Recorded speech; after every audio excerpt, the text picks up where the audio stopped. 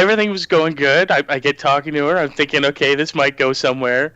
She says she's got to go to the bathroom. And listen, you got to sometimes unload before these things. That's the thing. But then she comes out and she decides to throw up hold on, on my friend's fake leg. Oh, that took a turn. That was a twist. Yeah. We didn't see that coming. That was a surprise leg. That was a bone of a different kind. Oh man. And that's why that didn't go anywhere. Oh my gosh. Oh man, dude. Oh wait, so we were when was it? It was Wednesday? No, Tuesday. I don't remember. Earlier this week, my dad came down into town.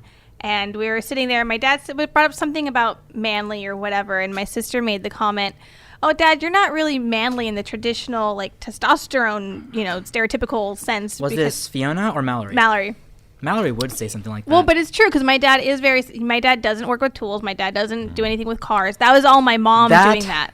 Does not make a man. I'm just saying. I'm saying in the stereotypical sense, like handyman-ish. Yeah, that's not my dad. My mom always did all that stuff.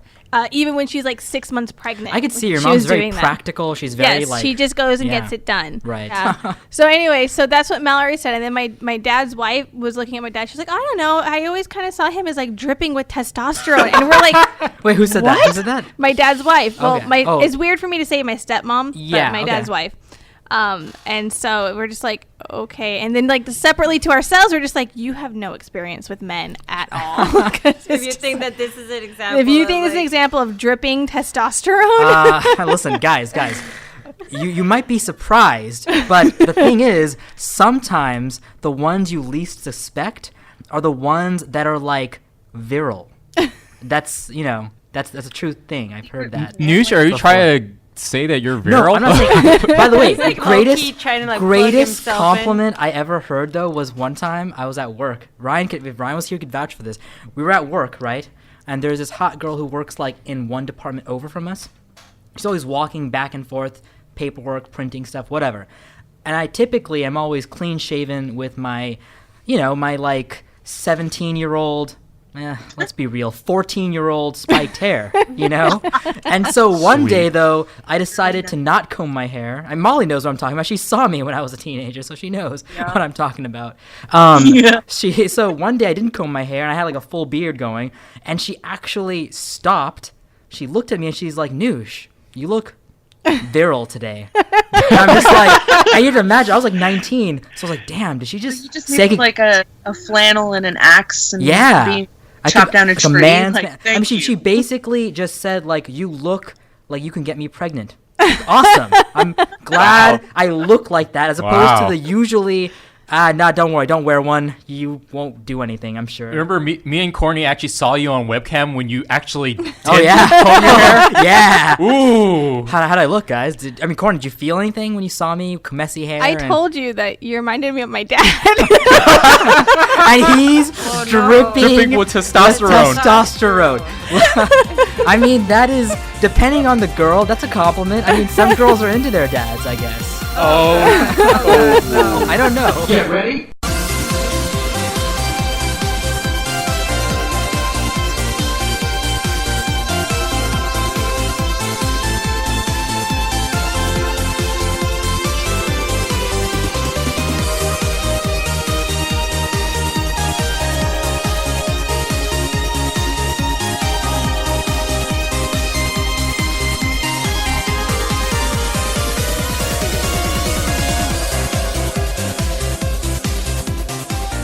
So, welcome to another episode of Sex with Molly Connolly. I'm one of the hosts, Danushka Kumar Singha. Today we have Courtney Rajan, Ken Tran, Brendan Kim. I decided to wait. Courtney said hello, so I'm going to wait for the hello. Ken Tran, Brendan Kidney. Yep. Okay, yeah, there. That was your cue. That was the cue. Dropping the ball today. Our guests for today are Molly Connolly, real name Molly Laslett though, but Molly Connolly, and also the renowned and always illustrious grandmother of this show, Cynthia. Thank you. I always forget Gomez. Gomez, Gomez, yeah, Cynthia Gomez. Okay, so getting started though, our guest for today is Molly Laslett. Molly, tell us a little bit about yourself. I am 28. I'm an electrical engineering student at Cal State Fresno. About to start my first job at an actual engineering company. Nice. Congrats. Other than that, all my hobbies are dead because I'm an engineering student. Aww. Yeah. Well, Yeah, before that's they about died, what were your hobbies? I used to play roller derby. Dude, that's awesome. Yeah. What else? I did all kinds of stuff. Now I just do like 3D printing cosplay props and stuff like that. I mean, That's cool. Molly made a cosplay costume for me way back when she was 17. Like, she made a Kingdom Hearts Sora costume, actually. So, I mean, this is how Molly and I know each other. We worked at the same movie theater. So we met there. Yeah. She was 17, I was 19. We had the same social circle of friends. That's cool. During those days. And then after, though, we all went our separate ways. Now I haven't seen Molly in 10 years. It's been a long time. I mean, we've orbited each other on social media, but that was it. Okay, thank you. And Cynthia, well, our second guest is Cynthia Gomez. Cynthia, well, I'll introduce Cynthia as she is the grandmother of our show because she brought me on as a guest onto her show, Life of Sin, in the fall of 2016. And as a result of being on her show, I was able to get my own show. So she is the grandmother of this show. So tell us a little Grandma. bit about Hi, Grandma. Tell us what you've been up to, Cynthia. Well, I've been here a couple of times. Thanks for having me again, you guys. Welcome back. Thank you. Well, I graduated last year, and ever since then, it's been a struggle finding work. So I was like, man, fuck that shit. I'm gonna start my own business. And so I started my own business, and What's it called again? it's called Mex Vagina. What? No, Wait, just what? kidding. It's called Mex Vegana, Mex Vegan. but I call it Mex Vagina. That works. I mean, you'll definitely get like noticed, I guess. Yeah, because I'm Mexican and I'm a vegan, and so I sell vegan Mexican food. And so yeah, that's been taking off. That's what I've been doing. It's my full-time job. I had to quit my other job. I used to be personal assistant for this director, but it was just too much, so I decided to quit, and now I have my own business. And follow me on YouTube, on Instagram, all those good things. Mex Vegana. Yes, Mex Vegana, and I'm also filming a couple of shows in collaboration with Me Too, which is like the Mexican. Oh, nice, BuzzFeed. dude. Me Too is cool. Yeah. I mean, like that one girl who, I don't know what her name is, but you know who she is. The girl's really good at being an old Latina lady. Jenny, la abuela. She did her own videos as like an older, like she's like, oh, I'm the, Mexican abuela. grandma, the Okay. abuela. She's Cuban. But she's so good. Okay, yeah, she's good. So the abuela, but she's so good at that role that Me Too hired her, and now she does content Oh, for that's them. cool. So as long as you guys are putting content out that you can be discovered, you know, Yeah. that's what I'm hoping for. Yeah. So that's they reached out to me actually, and they're like, "Yo, we want you to be in our competition." I'm like, well, I'm super down. And then just yesterday, another producer reached out to me, and she was like, "I've been following your page for a while. Like, I want you to be a mentor on this video I'm working on, at like the vegan mentor for transitioning Latinas that want to become vegan." And I'm like, "Oh, hell yes, I Yeah. can!" Like, what the fuck? Nice. And so yeah, that's basically what I've been doing. Just All right. That's awesome. Cool. Let's get started. The analogy I am using for today's episode, if we were Sex positions? No, oh my God, I was thinking either sex positions or I was thinking like places, like where are we having sex? Kitchen floor, okay. shower, whatever. But, I mean, we're not talking about sex this episode.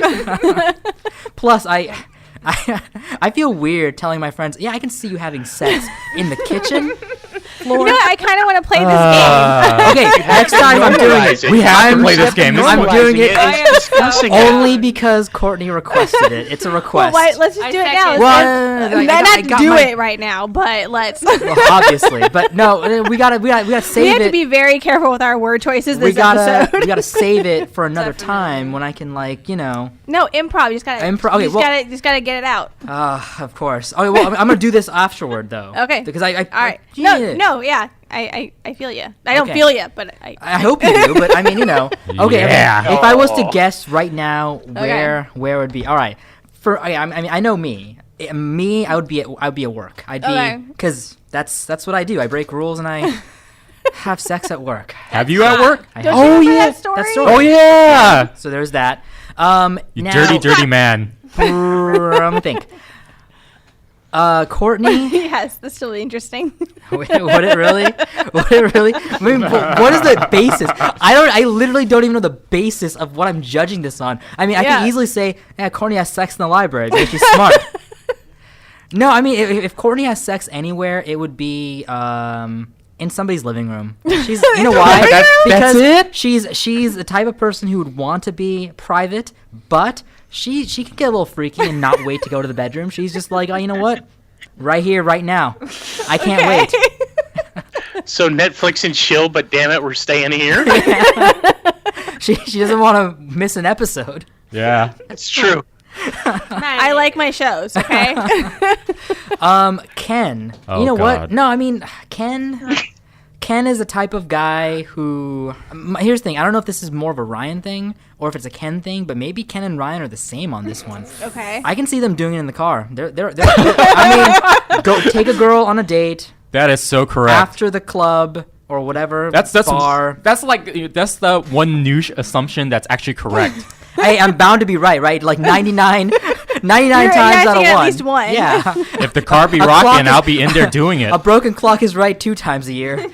He is definitely right about that one. I do love the car. Oh, dude, my intuition is like rock solid. Boy. And that's not the only thing that's rock solid. My mind is also rock solid. Wah, wah. Okay, so we got Brendan, Molly, and Cynthia left. Okay. Cynthia is a staunch feminist. She is a strong woman, and I can see her... City Hall. Congress. What? Yeah, there you go. Congress? Capital. Yes.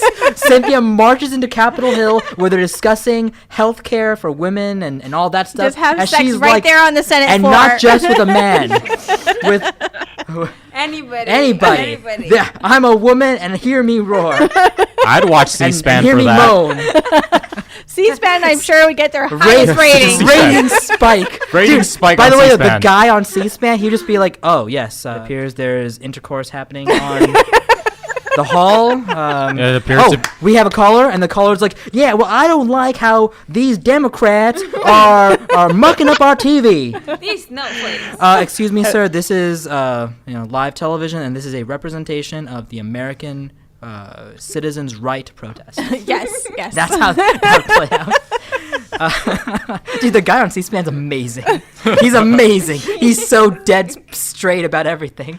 Nothing. He has like no emotion. He has Nothing no phases him emotion. anymore. Dude, people shout at him to the weirdest things. He's like, thank you very much for your comments. Let's okay. move on to our next caller. Molly. Now, okay, I gotta weigh this with Molly, though. Molly, I've known Molly to be a private person, but she's also kind of like a bubbly person. So she's got that going on, and I don't know... I gotta mix the bubbly with a little bit of the like spontaneity of the private with the spontaneity of being bubbly. I think Molly is a type of person to hook up at a party, but at somebody else's house. So in somebody else's Yes. Bathroom. A little bit of the danger. yeah, there's a little bit of danger, but it's also private because I don't Okay. think she would be like a voyeur like I am. You know, I'm just like, where's a window? Where's a window? I want to stand here and let the world see me. They had that trouble in New York, you know.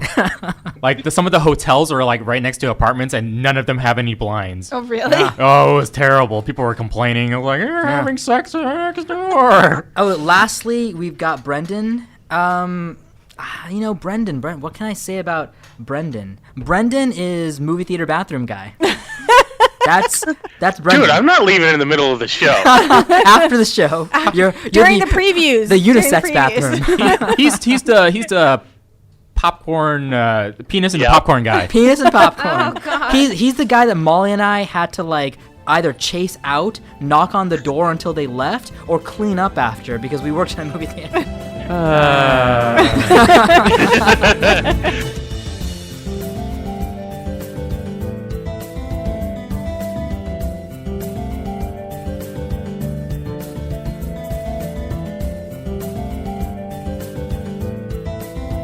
The topic for today's didn't episode. catch it already. By the way, we've been skirting around this for a year now. The topic is 3 seasons. The topic is sex. really. Sex. Just sex. How dare you? I'm walking out right now. The topic is sex. I hit I mean- Noosh earlier today, and I was like, "Yo, Noosh, are we still on today?" And he's like, "Yes, sex." And I'm like, "What's So we going all know on?" he's amped. This is why I'm telling you, I'm a 14-year-old child in a man's body. Did someone say sex? Sex. Okay, so all right, well then I will start Yes. the story. What I'm talking about today is the Zola story, which I mean, I'm not joking. Me and Ryan discovered it back in 2016. It was it was 2015. In 2015, and we were floored. We were like floored by this story. Okay. And like, the whole internet was lit up by this story. So, on October 27th, 2015, at 9:15 p.m., a woman on a Twitter account called Zolar Moon posts a true story. The account is owned by a woman named Isaiah Wells, aka Zola. Okay. The story takes 148 individual tweets to tell, 140 characters at a time, obviously. Yeah. As soon as the story is posted, it goes viral worldwide. Millions across the world read the story, including Missy Elliott, Keke Palmer, Solange Knowles, and Ava DuVernay. They were just obsessed with this story. Ava even complimented Zola for how well she told the story, and that there's quote, "There's so much untapped talent in the hood." Okay. So, I mean, Zola did correct her and say, like, "Nah, Ava, I'm a suburban bitch," is what Zola responded with. But the story had character development. People were addicted because it had character development, plot twist, atmosphere, a racially diverse cast, and it passed the Bechdel test, which anybody who doesn't know, the Bechdel test is a way of telling whether a story is has some element, like the base level element of feminism in it, which is two women having a conversation with each other that has nothing to do with any man. Okay. Right? And it passed the Bechdel test. It also had a lot of sex in it. Disclaimer, though. Passes my test. It passes the kidney test. So, disclaimer, though. There is no way I can do justice to this story because the best way to experience the story is to read it. Because the thing about Zola is Zola has a very funny, interesting way of describing things. She's very funny. So because of that, it's better to experience it through her. But what I'm going to do is I'm going to add elements of information that wasn't in the original story. Okay. That way we have some more insight into what context. happened. Yeah. I will quote as much as I can, though. Okay. Here's the 4 characters in this story. First, there's Zola, Isaiah Wells, who's the main character. At the time, she was known as Isaiah King. The second character is Jessica Ray Schwatkowski. Okay. She's just a suburban white girl. Sounds like it. She sounds like a suburban white girl. She's blonde, too, if that of course helps. she is. Yeah. You know what? She kind of reminds me of, like, a not quite as, like, model-esque, not quite as, like, pretty model-esque version of Ashley Tisdale. Like, basically, a 7 out of 10 Ashley Tisdale. That's kind of how I describe her. Ooh. Yeah. Next is her boyfriend, Jess's boyfriend, Jarrett Scott, who's kind of depressed. Okay. Aww. Kind of what it comes down to. The other character is, his name is hard to pronounce, Akparodi Uwejojevwe. He is a very, very African dude. That's a really African name. Yeah. The name he goes by is Rudy, but everybody in this story, yeah. Can we call him Rudy for sake of not butchering that name? I mean, maybe he had a dream. He came to America to like get that touchdown. He's like, Exactly. I'm Rudy, Rudy. Put me in there, coach. Put me in there. That was a good movie. But he goes by the name Z. Z. So Okay. we Z. call him Z. So we begin the tale. Let's begin. 2 strippers meet at a Hooters. I'm in. Oh man, I was in. just at a Hooters last night. So Zola posts pictures of herself and a white woman named Jess. Her first post on Twitter is, "Y'all want to hear a story about..." See, I'm already messing up. "Y'all want to hear a story about why me and this bitch here fell out. It's kind of long, but full of suspense." And then she begins the story. Okay. Start spinning her web. So Zola is a waitress at Hooters. You do. You know it? Yeah. Okay. I don't remember exactly what it's about, but I remember seeing the tweets. Yeah. Yeah. So, The names, I remembered reading it. oh, so you read it before, Molly? Yeah, now I know which one it is. Okay. So, this white girl named Jess comes in with this big, older black man. So Zola, she's their waitress, so she waits on them. She says, quote, so you know as a Hooters girl, we have to talk to our customers. So I sit with them, and we get to talking, and he tells me she dances. So I'm like, oh yes, bitch, me too. Jess says that the black dude is her sugar daddy, and Zola says, oh yes, bitch, my SD at home too. Oh my god. Zola is really Wow. connecting with Jess.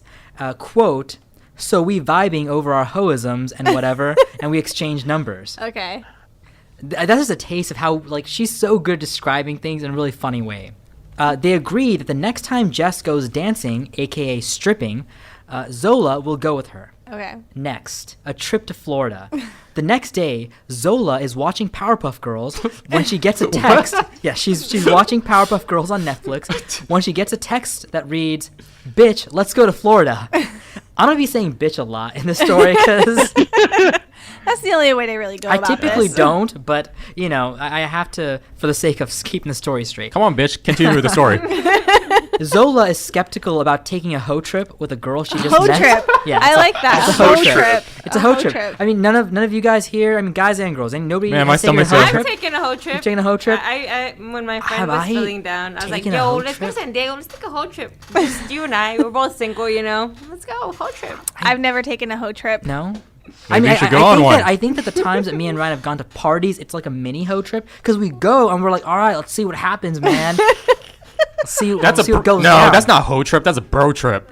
Well, I mean, it's the same thing though. It's the same Bros try to idea. get laid. That's Well, bro a trip. hoe trip is girls Yeah, is it a hoe doing trip the same trying thing, to get right? laid? Trying to get laid, trying to make, or is it trying to like make money? I thought it was just to have fun. No, I think it's to like get it in. That's the whole. What's get it in? Did you mean? say get it in? Yeah. What's get it in mean? Just the good old in and out.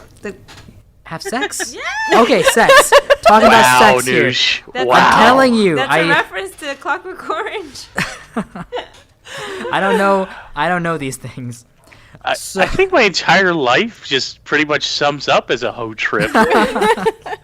Oh yeah, right? Oh, Kool-Aid? yeah. So Zola is skeptical about taking a hoe trip with a girl she just met, but 2 months ago she went to Florida to strip and made $15,000 over a weekend. Jeez. So I'll go on that hoe trip. Hell yeah. Courtney, I have this impression of you, and I just I can't even handle the idea of you like I'm taking a hoe trip. Like I don't even know how to process that. All I know is you went to visit a friend for book club. That's your Florida trip. This is a woman What that went books to are you reading? that goes to book club. Okay, let's take a whole trip. I don't know. It doesn't sound like you. So wait, now I have to go on a hoe trip to prove you guys wrong? To prove Please you're a do. hoe- yes, yes. You do. Take You gotta- pictures. Take lots of pictures. You know, Canada is quite the trip. Okay, so apparently it's only going to be Jess, her boyfriend Jarrett, and their roommate Rudy, aka Z, along for the ride. Side note, Zola's boyfriend did not want her to go on the trip. He, quote, did not want me to go. He was so hurt, so I had to fuck him calm and then I left. That's the way to do it. What? Wait. She's taking and she's going on a hoe trip. Well, I mean, a hoe trip. No, she's not trying. So she fucked She's stripping. Jessica's. No, her boyfriend. Oh, Her Her boyfriend. boyfriend. She got a Her boyfriend. boyfriend doesn't want her to go on a stripping Yeah. trip, so Which is she understandable. effed Yeah. him. She slept with him until he calmed down. And dude, by the way, in an interview with him, this is outside the story, but Rolling Stones interviewed everybody involved in the story. Interviewing him, Sean King. Sean's like, yeah, man, nah, it worked. Like, nah, man, she fucked me calm. Like that happened. By the way, the women. That's the way to get calm your guy.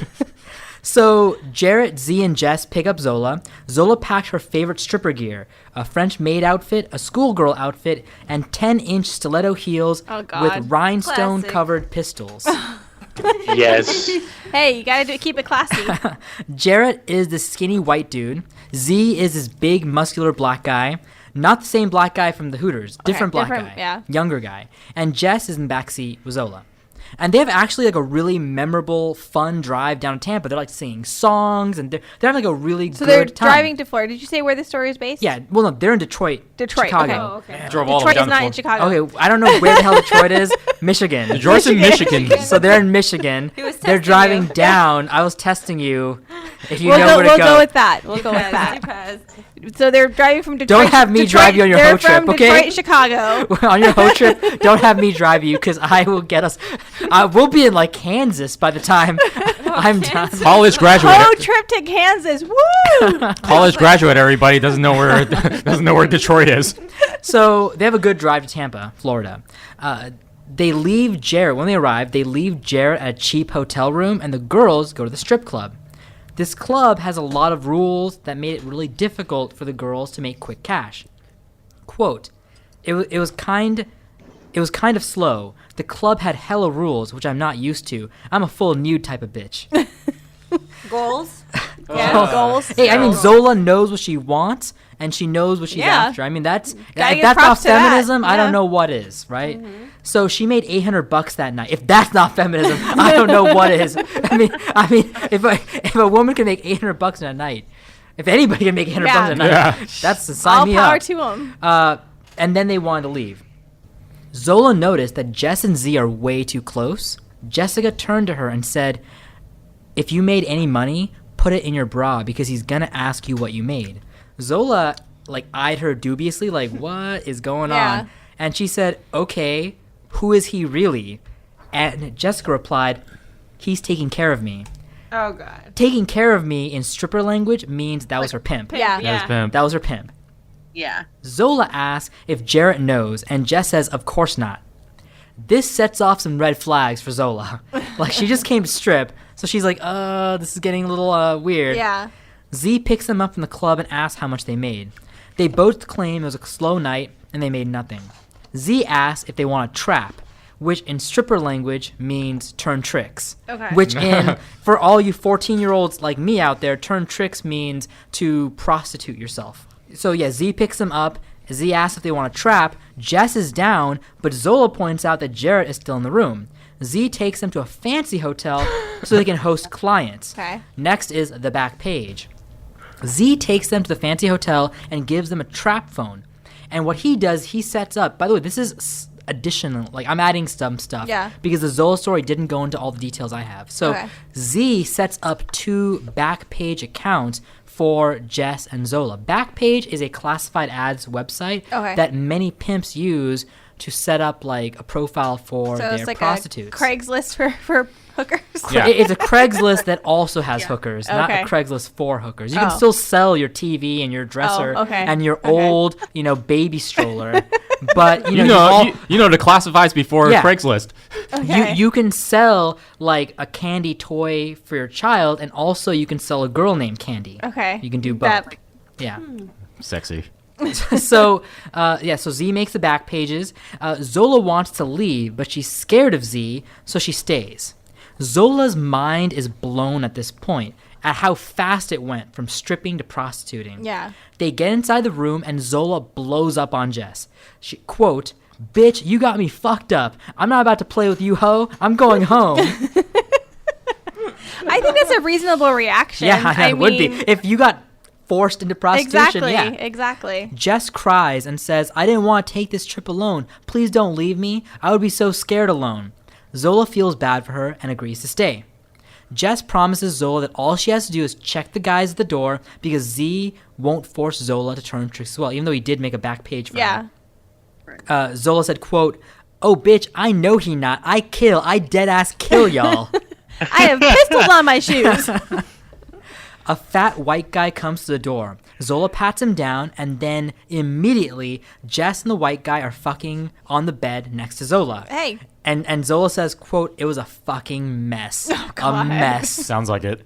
Zola just basically faces the wall and just tries to tune it out. Yeah. Put herself in timeout. She was with the 5-year-old in the room with mommy when... putting the hand over the ears. La la la Dude, la la la. Can I tell you guys, I don't know how appropriate. I was once seeing this chick, right?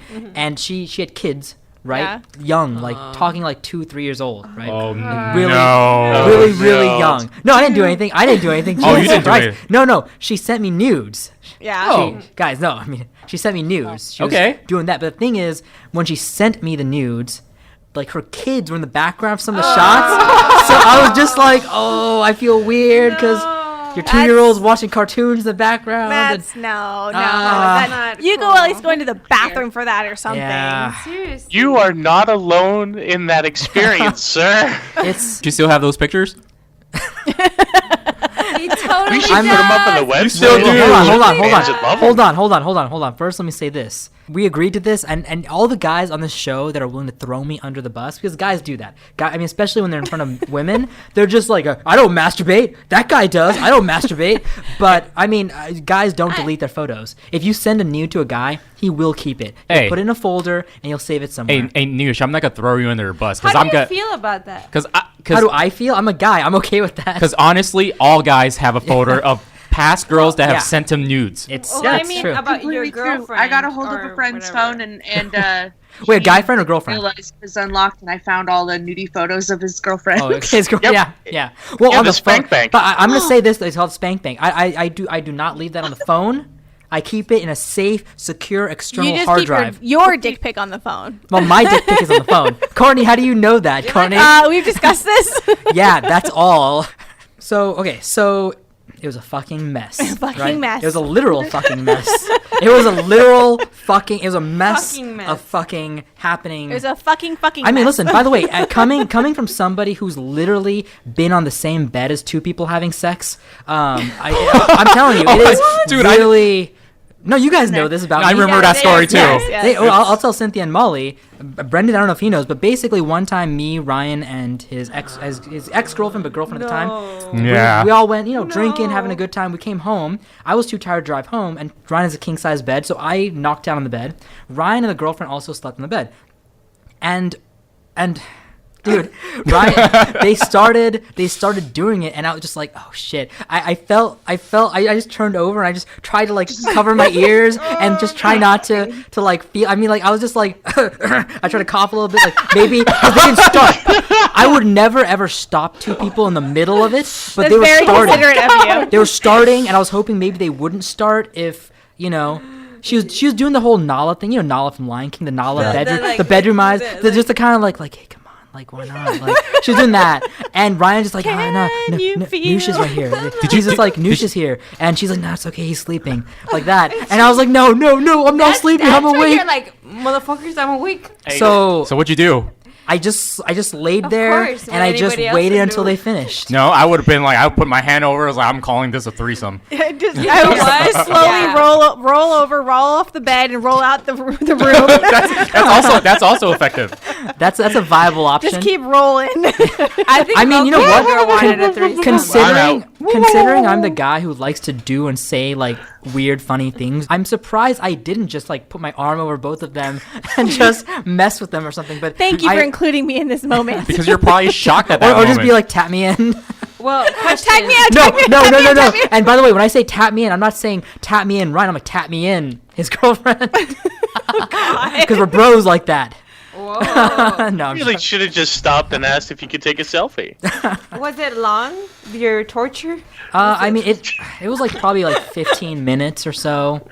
I mean, so. yeah, it felt He longer. does listen to this show, remember. Keep that in mind. What were you thinking at the time? Do you remember? I was contemplating my life and how I got to this How did I point end up here? in my life. How did I end up mean, here? By the way, I mean, just this is not the only time Ryan's had sex in the same place as me. One time, Ryan JB was there for this, and that same girl and Ryan, we all went to Las Vegas. We had Okay. one room, What two is beds. up with that girl? She low-key And- likes it. She low-key gets a thrill out And of it. point for is, sure. I had the one bed, and then she got into this other bed with Ryan, and they were Fucking. whatever, right? And I was just like, oh God, like when will it end? And I remember the funniest thing Ryan said was this. He said that he woke up, afterwards. He looked over and, he saw that I was sleeping. And then he looked over and he saw a shirtless Filipino man with a glass of whiskey staring out the window. Our friend JD. He was shirtless. Perfect. Oh my god. JB was awake the whole time, shirtless, drinking whiskey, staring out the window at the Las Vegas night sky. This is my life. No, no. JB is an interesting guy because we went to a strip club before with JB, and he actually took his sketch pad into there. Yeah. Nice.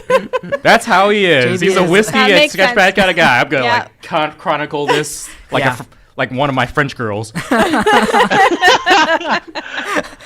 Oh my god. So it was a mess. Yes. The white guy paid Jess $100, and Zola was shocked. She was shocked. Quote, Jess, you selling puss for $100? Pussy is worth thousands. You tripping. Jess says she doesn't set the price and that Z does. Zola says, bitch, no. If you gonna do this, do it right. Zola puts pictures of Jess on back page also, like really cute pictures, mostly of like her body, less on her face. I guess she recognized, well, she's a 7 out of 10 Ashley Tisdale, and maybe focus on the body more than the face. The price is set for $500, and the phone starts blowing up. Zola finds a guy who pays $500 for 15 minutes with Jess. Zola checks him in, he hooks up with Jess, and then he leaves. Jess goes on to fuck 20 guys like clockwork. Jeez. Every 15 Wow. minutes. Or much sooner, I guess, because she got through Yeah. 20 in a couple hours. 20. The boyfriend finds out. Around 4 a.m., Jarrett wakes up alone in a hotel room and goes out to take a smoke. He calls Jess many times, but she doesn't pick up. Eventually, like an hour or so later, she's in the middle of fucking Yeah. 20 guys at this point, she finally picks up. She lies and says that they went to a different club. Jarrett goes to a gas station and meets a dude there. A dude with dreadlocks. Okay. They later go back to that dude's place and smoke weed and drink. So Z returns to the room. Zola gets annoyed that Jess reveals to Z that she made $5,500 that night, thanks to Zola. So Z takes all the money from Jess and throws Zola $500 for helping. He's basically like, all right, Zola, you did some good, you know. She was assistant pimp. Yeah. Like she was basically employee of the night. So She gave should have been top pimp. he was $500 for her help. Jess asks how much she gets, and Z says she gets nothing since she hasn't paid the rent yet. What? Zola was like, damn, that's cold. 20 guys, and she gets nothing. Why are pimps so mean to their hoes? Thankfully, with the internet, the days of the pimp are going away. Yeah. Yeah. Yeah. They're taking it into their own hands. Yeah. Feminism. Hashtag feminism. Yep. That's our hashtag for tonight. Feminism. Or hoism. I don't know. Kind of feminism in this version of the story, I guess. Okay. So they all go back to the crappy hotel Jarrett was at. While Jarrett was smoking with his new friend, he made a post on FB, on Facebook. The post that Jarrett made is, hey, sucking old man dick for dollars? You're the true MVP. Go, Jessica. So this post was on Jessica's FB page, and like her mom, her family, everybody saw it. Once Jarrett gets back to the room, Z goes off on Jarrett. He's mad because Jarrett had told the dreadlock guy that they've got 2 girls up here. Quote, I ought to whoop your ass and kill you right now, motherfucker. Jarrett replies, do it. I don't care. I have nothing to live for. The girl I love's a whore. Wow. Z explains that now everyone on the block knows they've got money in that hotel room. So they go to a nicer hotel to try to avoid unwanted attention. Z trusts Zola, so he tells her to keep an eye on Jarrett, because Z's just like Jarrett's unstable. Yeah. Jarrett is angry at Jess for trapping. He starts to cry and shout at Jess. Oh my god. He asks Zola if this is why she came to Florida. Zola says, hell nah, Jarrett. She low-key set me up. I'm not fucking with y'all after this. Okay. Jarrett and Jess keep fighting, and Zola just tries to get some rest. She actually goes down to the pool to chill. That's what she actually does, because she's still on vacation. after all. Exactly. In Florida. The second night of trapping, Z asks Zola to set up another back page for the second night. But this time, instead of clients coming to the hotel room, Jess will go to their place. Zola sets up the back page since she'll get another $500 Yeah. and tells Jess to get ready. Quote, Jarrett goes, what the fuck again? I said, Jarrett, calm down. Please. This white guy starts punching himself like those crazy people do, dog. I was like, oh, hell nah. So basically, Jarrett freaks out and starts punching himself in the face because he's so angry that Jess is going to go trap again.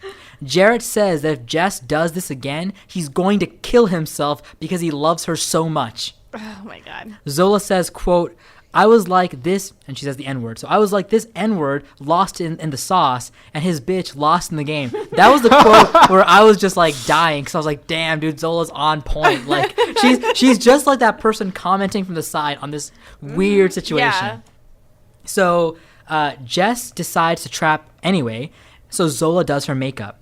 Jarrett then reveals that he made the FB post, so he finally tells them about the FB post, and Jess says, quote, oh my God, my mom had my daughter this week. How could you? Oh. She starts to have an emotional breakdown while Jarrett was angry. Zola just watches this whole crazy scene play out.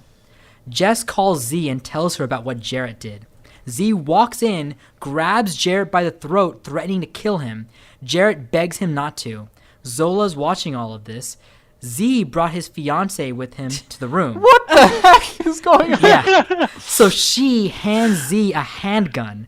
The girl suggests that they just kill Jarrett. Oh, my God. Jess suggests that they just beat his ass but don't kill him. Z decides instead that he's going to kill Jarrett's manhood. So he says, No. he says, quote, sit in front of me, Jarrett. Jarrett is still crying as he sits in front of Z. Z tells Jess to suck his dick in front of Jarrett. Oh, my God. So she does this, and then Z fucks Jess from behind. Jarrett is just watching this whole thing play out, and he's just crying. Zola is just standing there with her mouth on the floor, like, what is this? What is going on? Z's girlfriend is also there. She's just watching as her fiance like fucks this white girl with like holding a gun. She has a gun on her lap. She's just watching this whole thing play out. Z orders Jess to clean up because she's got work to do now. Oh my God. So Z looks at Jarrett and says, any questions? And Jarrett replies, I want to go home. That's understandable. Yeah, I want to go home too. Yeah. I think we all want to go home. Yeah, After that, I was like, this whole trip is shocking. Listen, very shocking. Considering how I felt all the times Ryan was having sex next to me, I wanted to go home. I can only imagine what Jarrett was feeling. Oh, man. Z tells Jarrett to drive Jess to each of her clients. So he tells Jarrett after having sex with the woman he loves, all right, now you're going to drive the woman you love to all the guys that are going. Flexing his power. Flexing it up. Yeah, I mean, he basically showed, like, I've got the muscles, the power here, and the gun. I mean, the gun kind of helps your case. That seals the deal. Exactly. I mean, 2 guns in this case. 1 used, 1 in his hand. Both in his hand. Nah, when you're Z, you don't have to use any hand. Wait, what was Z's real name again? Well, it was a really crazy African name, but he went by Rudy. Yeah. So next, the night. Zola's just along for the ride, right? Yeah. So the night gets dangerous. Z gives Zola the handgun secretly in case they need it. Jarrett drives the girls to 4 different clients. While Jess was inside working, Zola and Jarrett just stayed in the car and talked. This is one of my favorite parts of the story. Like, they just literally, while his love of his life is having sex with all these guys, he just stays in the car with Zola just talking with her. So their conversation started to get deep between them. Zola says that Jarrett isn't a bad guy, but he was just really mentally damaged and kind of like bipolar or something. Like, he had like a lot of mental issues going on. Okay. He was depressed. Quote, she said to him, quote, you're trying to be Captain Save-A-Ho when she clearly doesn't want to be saved. That's the best superhero name that makes so ever. much sense. They, at some point we've all been Captain Save-A-Ho. I'm not gonna lie, man. When I was like 17, I was Captain Save-A-Ho. I wrote a song. I'm not gonna say that the name of the song was a girl's name. Yeah. But this girl was going down.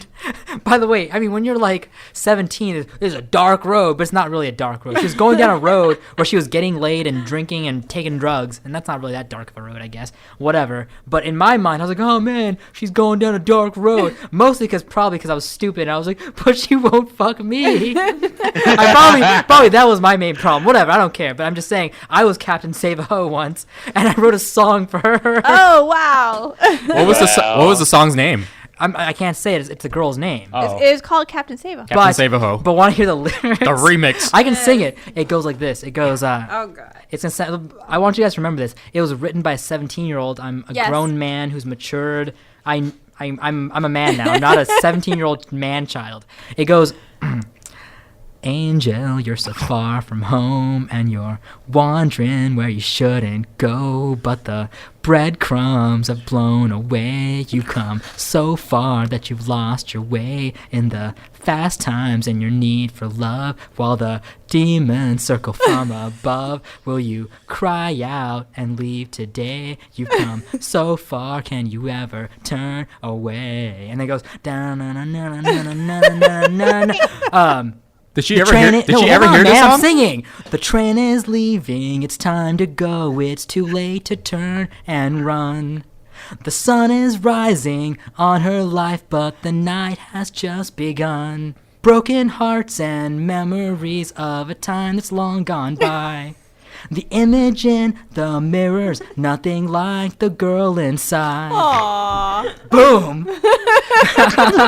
Did she ever hear this song? Yeah, I performed it at like a talent show or something with my band. The band was called Adjusting the Light. That's a great name. Molly, I wish you went to our high school so you could see how lame I was. The guy who writes songs for girls. Please tell me somebody videotaped that somewhere. I have a Please. recording of it. Oh my god. Oh, my yes, god. yes, please. Yeah, I think that's royalty free. We can play it, right? Can we play that song for next week? Yes. Closing I song. will bring it in. Yes. Okay. Woo. Wait, wait, does it have her name on it? No, it doesn't. The song never has her name. Ah. But the song is Name Her Name. It is her name. Yeah. By the way, I want you guys to know I also wrote a song about my drummer in the band. His name was Seth, and the song goes a little. Well, basically, the verse I sing about how hot his mom and his sister are. Oh, But come on. In the chorus, by the way, he lives on Starbright Avenue, and the chorus goes like this: Starlight, Starbright, living in the spotlight, driving down the freeway, everything is perfect today. His hair's getting windblown, destination unknown. This is the story of a guy named Seth. By the way, I just want you guys to know I was like this one better. 16, 17 years old. I was Very talented. Very talented. why are you missed your spot. my calling. Dude. Yeah, your I just want to point out you have a nice voice. I was lead singer. He was the lead singer. Yeah, You I do. was. Thanks, ladies.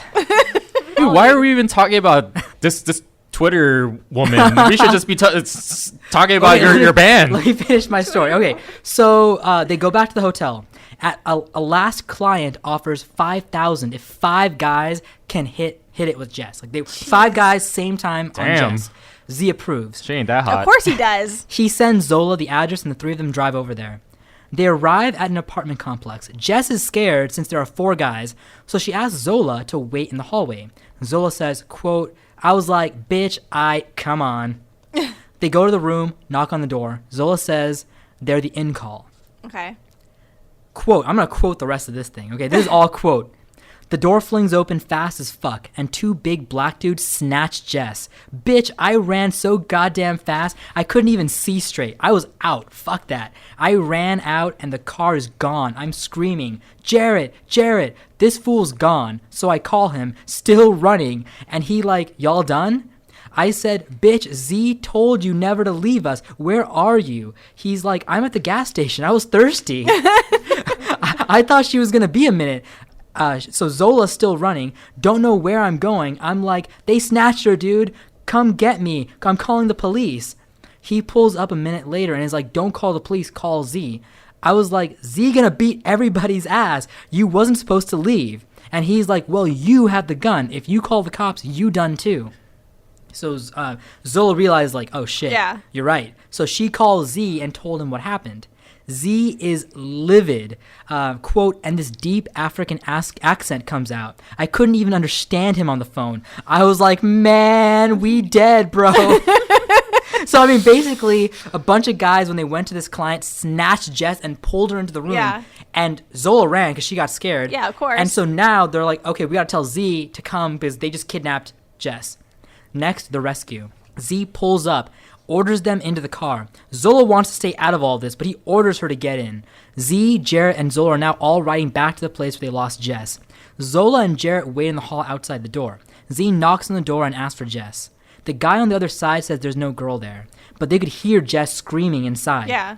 Z knocks on the door some more. Dreadlocks opens the door. The guy who Jarrett was smoking with, Okay. right? Who he revealed that they had girls. Dreadlock tells Z, so he lets Z in so he can see there's no girls in the room. Z sits on the bed with his gun and asks for Jess. Dreadlock says that since Jess was stealing work from his girls, she essentially belongs with his crew. He's a pimp. Actually, in the news reports about this, he was like a major pimp. Like the room that they had in this like apartment had multiple beds. So they were basically like running like a brothel kind of thing in there. He was a major pimp in this area. So Z finds Jess in the closet, tied up and knocked out. Dreadlock offers $20,000 for Jess, and all is forgiven. So just, you know what, let me have this girl. I'll give you $20,000. We're even. Everything's good. Z points out that they made more than $20,000 this weekend, so he's not interested. Dreadlock says that his boys are downstairs and will not let them walk out of that hotel alive. Z says, we'll see. Quote Zola, Bam. Badass. I'm around the corner, so I just hear everything. Next thing I know, I hear some shuffling and a gun goes off. Once again, I take off, but I took off down the hall through the back. Jarrett wasn't far behind, and then we look behind us, and Z is running with Jess over his shoulder. So they rush back to their own hotel. Z reveals that Dreadlock reached for his gun, so Z shot him in the face. They all go back to Z's condo. Zola was like, quote, I was like, I really gotta go home, y'all. Sorry to kill the mood, but I can't take no more of this. Jarrett was like, same. Same. Ditto. Z orders everyone to get some sleep because he has to get rid of the gun. The next morning, Z gives Zola and Jarrett tickets home. Jarrett says, quote, I'm not leaving Jess here, not after last night. She has a daughter and needs to come home. Z says, nah, we're making money. Jarrett has hesitations to leave. Zola says, quote, well, I'm ready. Jarrett wants to stay. Zola's like, I'm ready to go. On the last day, Jess reassures Jarrett that she'll be home in 3 days. Jarrett starts to punch himself again. He says that she has to either come home with him or he's going to kill himself. Z was annoyed and told them he'll be waiting for Jess in the car. Jarrett is sobbing and having an emotional breakdown. Jess tries to calm him down. Zola starts walking to the door and she tries to leave. Jarrett suddenly stops crying. He begged her to go with them. This isn't the life you want. Get on that fucking flight with me right now, because you can leave if you want to. You're choosing not to leave. She shakes her head. Yeah. He says, so you aren't coming? Jess says, no, Jarrett, I can't come. It's like where the sad music is playing in the background. Jarrett, quote, runs toward their balcony and jumps. I swear to God, Bible, he fucking jumped, screamed so loud my heart stopped. Oh my God. Jess checks the balcony expecting the worst. They're on the 4th floor, by the way. Jeez. As it turns out, Jarrett didn't fall to the ground. He was stuck hanging off the balcony because his pants got stuck on the rail. Oh my God. Oh my God. Zola is laughing and calls Z. Zola tells Z Jarrett tried to jump off the balcony, but he's stuck now. Z is annoyed and says, quote, what's wrong with him? Families live here, bro. What the fuck? So he's just like, man, families live in this apartment. Oh my God. Z helps Jarrett back inside and literally slaps the fuck out of him. Zola helps Jarrett into the car so they can both leave. Quote, Jess comes out and goes, I swear I didn't set you up, Zola. I never intended for you to trap. That's why you didn't. I hope we can be friends after. I looked at her like she wasn't speaking English and said, I'm not going to beat yo ass right now because you already in bad shape, but I better not ever see or hear from you again. That's what Zola says. So while Zola and Jess were parting ways, Z had to help Jarrett into the car and buckle his seatbelt for him. Oh my God. I feel bad for Jarrett. I mean, it's not going well for him. On the flight home, Zola tells Jarrett that Jess was cheating on him with Z. So not only is Jess like prostituting herself, but she's also cheating with her pimp on Jarrett. Yeah. And by the way, I mean, you can tell Zola and Jarrett, I mean, they did become friends after this. Like they kind of like got a bond, you know? So Jared says, quote, "You know what, Isaiah? I really appreciate that. I know I've just gotten to meet you and everything. You don't have to look out for me like that, but thanks." So back home, Jarrett and Zola get back to Detroit. Zola's boyfriend picks them up and asks why they look so exhausted and who this random white guy is. So she comes home from Florida on a plane as opposed to the car she drove in, and she has a random white dude with her now. Look who I found to come live with us. Zola just tells him to help Jared to his car so they can all go home. A few weeks later, Zola gets a collect call from Jess, who's in jail for prostitution. It turns out that Z was charged with sexual assault, sex trafficking, battery, attempted pandering, and felony counts stemming from a fight in jail. Jess got arrested for helping Z convince two unwilling women to become prostitutes. This is a story that wasn't in the Twitter. What happened was two women, Brianna Pello, who was 21, and Jessica Forgy, who was 19, were driving from a vacation in California back home to, like, I guess Detroit or wherever they're from. Yeah. They're driving through Nevada when their car breaks down. There's no way they can fix it. They have no money. Their phones are not working. So they managed to get one signal boost, like, Facebook message to Jess, who they know, and they say that they got to make some money fast. So they figure they'll strip to make some money. They're near Las Vegas anyway. But what happened is they met up with Jess. Jess like, yeah, we'll strip, blah, blah, in Vegas. But what happened was Rudy, Z, was there, and Z set up back pages for them to trap. And one of the girls in particular, like, well, both of them were not down for it, but one of them in particular, Jessica, the 19-year-old, is like, I am not, like, prostituting myself. And he basically said he's going to beat their ass if they don't sell themselves. So they were scared. Brianna went through with it. She was like, all right, like, she doesn't want to get beat up, so she went through with trapping. Jessica didn't, and she got locked in, like, a hotel room or something. So eventually, though, Jessica managed to sneak out of the room, get the cops, and that's how everybody, Jessica and her friend Brianna and Rudy, got arrested. Brianna, of course, and Jessica got let go because they were forced into sex work. And Jess was also able to get out of this because she was like, well, I'm a victim also. Like, Rudy forced me to do it. And there's some, like, she's kind of an accomplice. It's a matter of how much manipulation and all that stuff. But that's how Z got arrested. So when Jess calls and says all this, Zola says, Florida? Murder? You have the wrong number. Jess asks for Zola to tell Jarrett to bail her out. Zola says, Jarrett, you really have the wrong number. And she hangs up on Jess. She then calls Jarrett, who she's friends with, and tells him about it. And he's aware and says he saw it on the news. And he didn't answer the phone because he knew Jess was calling. Good for him. Calling for that reason. So the aftermath. Jess, she got out of jail and everything. Jess has a new husband and 2 kids now. Jarrett has moved on, has a new girlfriend. Z is currently in prison in Reno. Zola went back to her normal life again. She plans to launch a clothing line called Hoism. Oh, man, that's like bad taste. Now, the truth of the story is somewhere in between because both Jess and Jarrett have claimed that some parts of Zola's story aren't true. Some parts. Mainly, they're in disagreement about who was trapping. Jess says it was Zola who was trapping in the story. So literally flip Zola and Jess's roles. Okay. Except for the fact that Rudy really was Jess's pimp. Okay. But Jess is saying she didn't prostitute that time.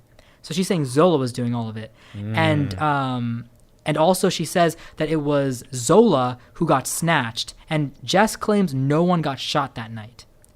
Z also says that he, instead of shooting somebody, according to Jess, Z didn't shoot anybody. Z called the cops on that rival pimp to get him arrested instead of shooting him.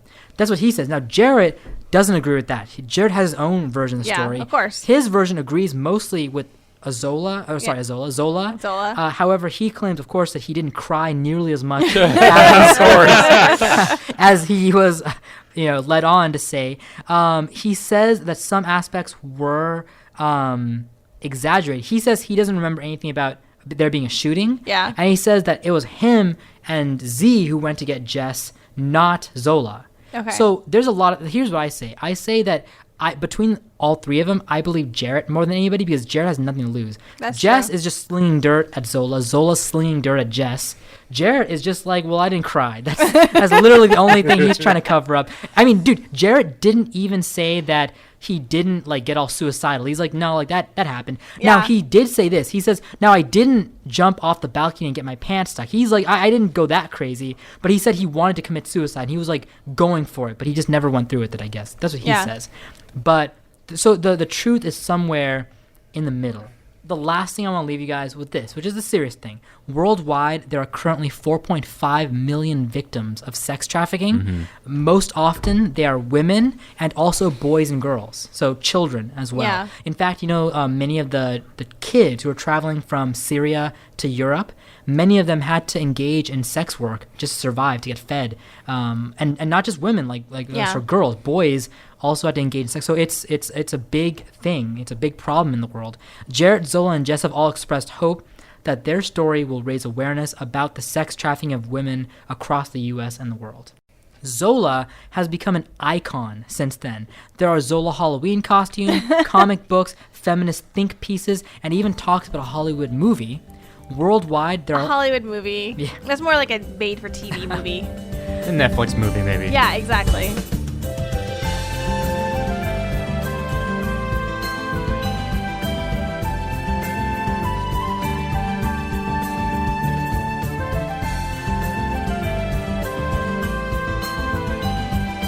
All right, Courtney, what do you have for us today? Well, it ties in very nicely with your story. Hoism ties in with everything. Also, the topic is sex. So That's true. I hope there's a lot of it in there, girl. Well, I'm going to give the origin of hookers. Where did that term come from? That is the most appropriate. Dude, this isn't sex, guys. This episode is hookers. It's hookers. Let's just be real. Should I really change the name to hookers, do you think? Would that be like... If you want to. I mean, don't it could know. work. What do you think? No, hold on. Yeah, I want to hear definitely. from a feminist icon like Cynthia. Cynthia, should I change the episode's name from sex to hookers? Yeah, definitely. When you said sex, I was thinking, oh yeah, we're gonna talk like orgasm, Yeah. position. This is less about orgasm. This Porn. is about selling sex. I feel I feel like we're gonna lose half our guests. Like they're like I didn't sign up for this. I didn't sign up for this when I Yeah, that's what they're saying. subscribe but to your low-key, they're like- podcast. You're like, we're hoping to hear some sex tidbits. I hope most people just listen to hear all of my awkward sex stories and also stories about me singing songs in high school and stuff like that. Yeah. I know that's why Courtney's here. Oh, just for that's those stories. definitely. If I was in your high school, I'd be the first one in Dude, the front row. I'd rather get more of your with songs, that, man. that fire. If you were at my high school, the song would be called, what's your middle name? Hopsara. Courtney Apsara. That'd be the name of the song. Your middle name's really Angel, Apsara? You're so Yeah, hot, Apsara. far from home. And Which, from what I understand, it means temptress. oh, Yes, you are. that sounds about right. Yeah. So what started this? I thought this was really interesting. So there's the idea that hookers came from a Union general during the Civil War. Right. He inspired hooker. His name is General Joseph Hooker. Joey Hooker. Joe Hook. Joe Hooker. Jay. Also known as Fightin' Joe. Fightin' Joe. Fucking Joe. Exactly. Flirtin' Joe. So he was known as being drinking a lot and also taking care of his men, both physically in terms of making Yeah. sure they get enough food and also medical attention. He but, gives a tug sometimes. but also little tug. yeah, You know? but also even providing Yeah. girls for them because Oh. they are at war. I mean, and I guess everything if he like has that. the money. I mean, but if I was the low income Best commanding officer ever. If I was a low income commanding officer on a budget, I'll give a tug to everybody. Exactly. Everybody gets a tug. Line up, boys. All right, here we go. I'll put a wig on. You want me to be blonde? You want me to be brunette? Well, what's your I wife's feel like name? we're gonna have to bust out that math on how many hand jobs you could give again. No, dude, I got all night, all week. I'm all week. about my men. Take care of them. That's good. Well, so supposedly, because he was known for that, there For was what I do or what he did? Hooker did. Fightin' Joe. Fighting Joe. They were saying that prostitutes would follow around his group of men, and they were called the Hookers Brigade or Hookers Brigade, or Came to mean General something Hooker's totally Army. different later on. Exactly. Or they're also known as General Hooker's Army. So he had his own army Hooker's of prostitutes battalion. following, Yeah. And so at the end of the day, after they fought a battle or whatever, the women would help the guys relax. You know, that's not a bad way to unwind after a day of fighting.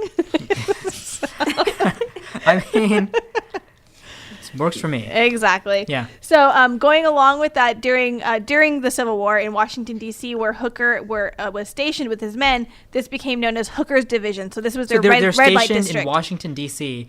Yeah. Hooker's Division. Hooker's Division became the red light district. That was their red light district. So, yeah. So, however, while this is partly true, this is not where Hooker first appeared.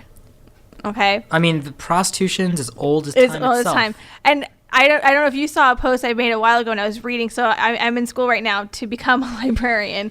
And I was reading one sentence that said that aside from prostitution being the oldest profession in the world, librarian is the second oldest profession. I mean, some women were like, well, I'll do this one thing that I'm really good at. Other women are like, well, I mean, I guess I'll just rent books out to people and that's my life.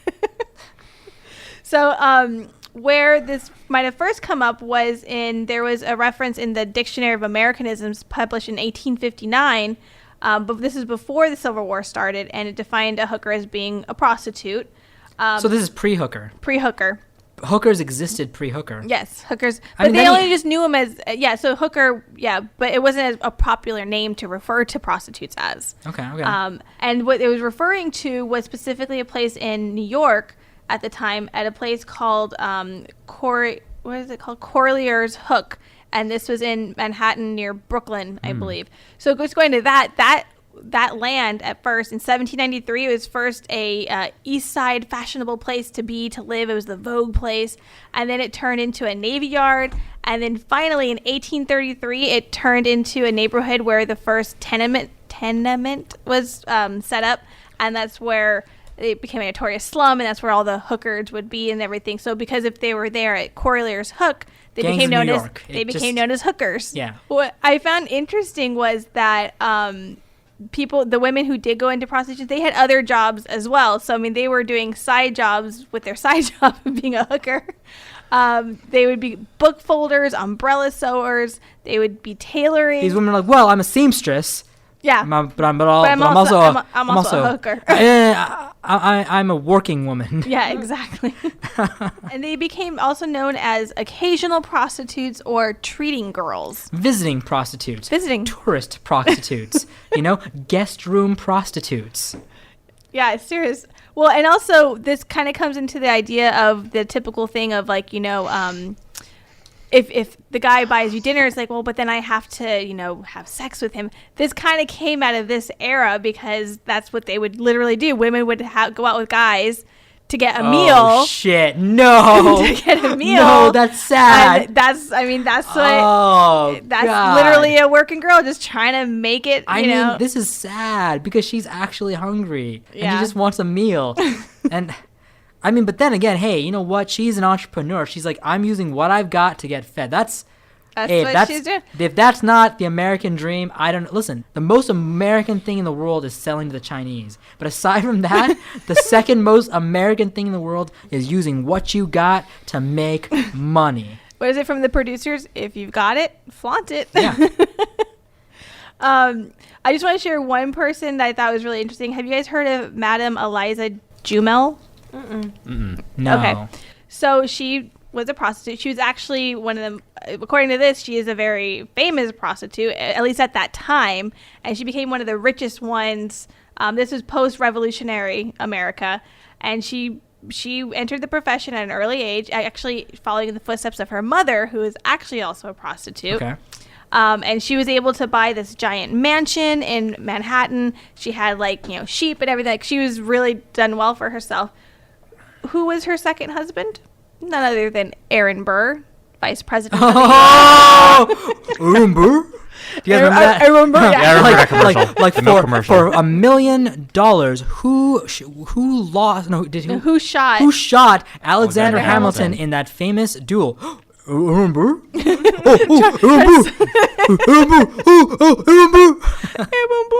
by the way, for anybody who is literally younger than probably 24, 25, they have no idea what we're talking about. That's the only way I know Aaron Burr. Yeah, that's how I know Aaron Burr too. From the Got Milk commercial. Aaron Burr? Exactly. Me. You don't know it? Oh my gosh. You don't know that? I was gonna really? say I think there's an age window because I don't know it either. Did the Got Milk commercials air in Canada or Maybe internationally? that's the international thing because it was a Got Milk commercial. Yeah. Basically, it's a commercial where there's a dude who runs an Aaron Burr museum, and he's eating a peanut butter and no, he I think peanut butter. just a peanut peanut butter butter sandwich. Sandwich, yeah. And he's listening to the okay, radio, yeah. and the radio guy says he's giving away $1 million for whoever can answer the next question. So his phone rings. He's like, "Oh my gosh!" And the question was, who shot Alexander Hamilton in that famous duel? And so the phone rings. He's like, "Oh!" He picks up the phone and tries to talk, but he can't because The peanut butter stuck to his mouth. So he's like, "Oh, hold on, let me get some milk." He tries to pour the milk. It's empty. The milk is gone. He's like, "Aaron Burr? Aaron Burr?" Oh, sorry, the time is up. He runs an Aaron Burr museum. Which means he's kind of stupid because you could just probably spit it out. Yeah, but no, this But the peanut butter is butter- stuck to his, Yeah, roof of man. his mouth. Doesn't work. We're gonna do that experiment this weekend. It's not gonna. I'm gonna I've be had able to say peanut butter Amber. stuck to my mouth, like with the... Mythbusters. Could still talk. Could still talk. Okay, we'll bring in peanut butter and some bread, and we'll do a live MythBusters. I'm on tired the of show. the I'm tired of the milk industry propaganda that you have to have milk or you go lose $1 million. It's total bullcrap. Right. Ken is really passionate Yeah. about this whole milk thing. Like, he's really upset about... Yeah. As I've gotten Not older, having I've got lactose intolerant, so it's very So, unpleasant. okay. I mean, that's not even fair then. I mean, you're mad at milk. It's like basically being mad at a girl who dumped you. Like, milk dumped you, and now you're mad at But milk. here's the thing. Most adults aren't supposed to drink milk. That's true. It's only sick. It's gonna make you sick. That's the. I'm not gonna lie. Actually, it's more difficult for me to drink milk these days. And I used to eat cereal all the time, but Because you're becoming lactose intolerant. I that's force it. really though. what it is. I don't care. I force it because I love cereal. I need it. That's why you run to the bathroom.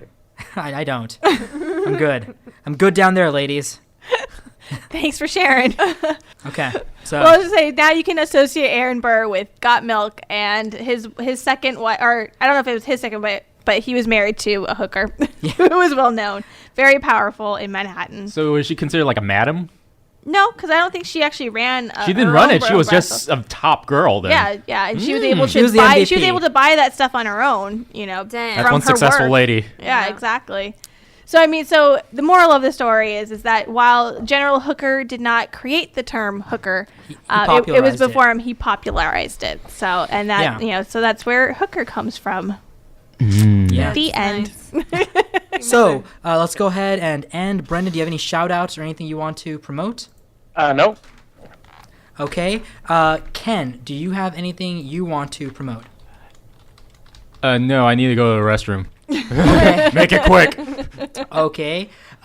Courtney, do you have anything that you want to promote or shout out or anything like that? Leave us reviews. We need some reviews. Yeah, what she said. iTunes, Google Play, even Facebook. Fan mail. Let us Okay. know. Great. Cynthia?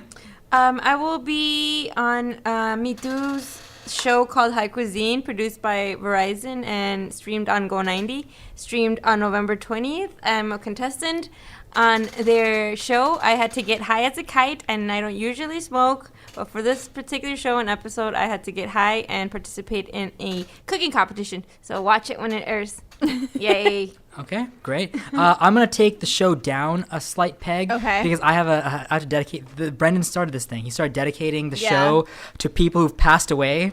So You're gonna dedicate this show. I'm gonna dedicate this episode to somebody who passed away. Aw. There was a homeless guy Oh. who has lived on the street for 30 years in my town, Redondo Okay. Beach. I never knew him. I never even, because I was driving by. I never always drove by. He was always at the same gas station, but I guess he's been there for 30 years. I had no idea. Anyway, he's been there for 30 years, and a lot of people, like people who were 5 grew up Yeah. knowing him. Anyway, the point is, he passed away last Thursday, actually, on our other Aw. show. And there was a huge outpouring of support. I mean, he was one of those guys who never asked for anything. He never, people gave him something, he'll accept. That's it. Anyway, his name was Gerardo Michael Juarez. Everybody knew him as Mike. Yeah. So Why are you dedicating this I show know to him? because I got to do it while it's timely. He died just last but week. that's okay.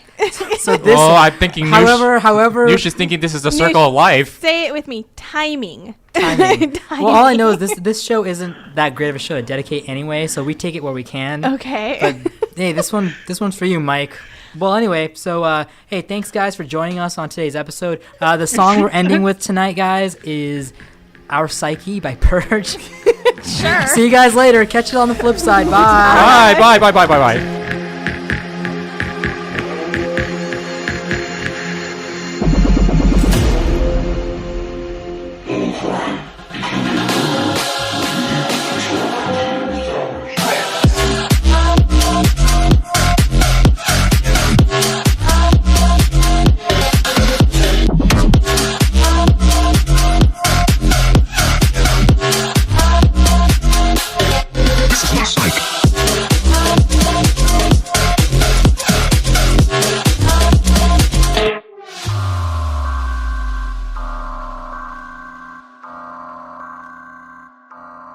Ryan and Noosh Are Dead is made possible thanks to KDHR, the student-operated radio station of California State University, Dominguez Hills.